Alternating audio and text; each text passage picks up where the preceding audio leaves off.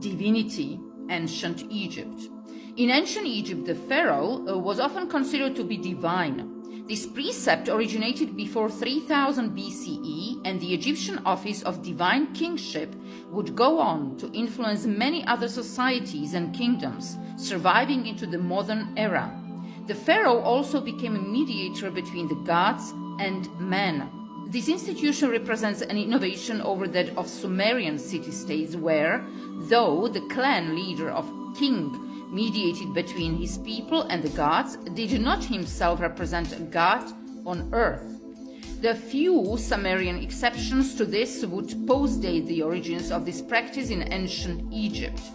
For example, the legendary king Gilgamesh, thought to have reigned in Uruk as a contemporary of the Egyptian ruler Djoser, was cast as having had his mother as the Mesopotamian goddess Ninsun alongside his father, the previous human ruler of Uruk. Another Mesopotamian example of a god king was Naram-Sin of Akkad.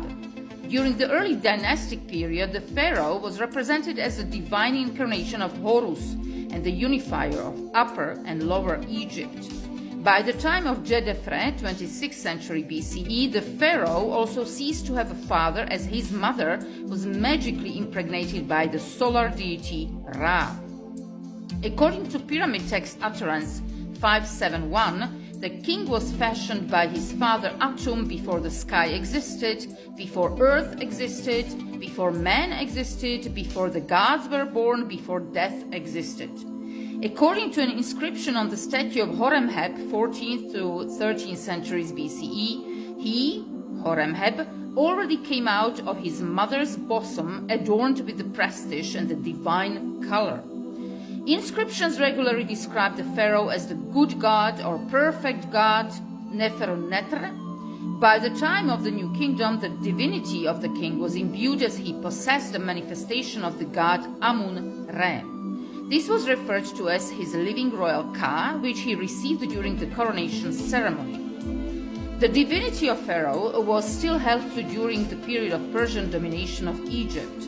The Persian emperor Darius the Great, 522 to 486 BCE, was referred to as a divine being in Egyptian temple texts. Such descriptions continued and were designated to Alexander the Great after his conquest of Egypt, and later still for the rulers of the Ptolemaic kingdom that succeeded Alexander's rule.